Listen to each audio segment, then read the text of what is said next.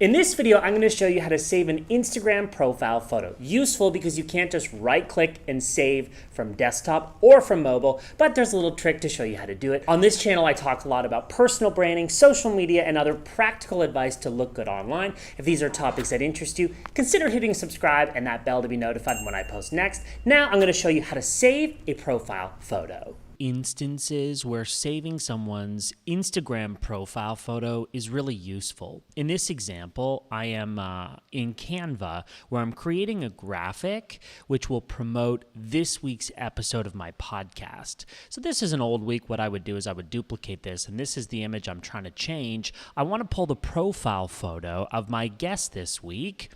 And for this example, my guest is Adelaide Goodeve. I'm going to go ahead and use this website called iZoom, I-Z-U-U-M, and I'm going to type her social media handle in this website. Give it a second to load. I think you normally have to push enter. And while you wait, usually just takes a second, you scroll down, and there you go. There's that image that you could right-click, save image as onto your desktop, and then I can jump back to Canva, and I can import that photo because it's saved as a JPEG, which is perfect.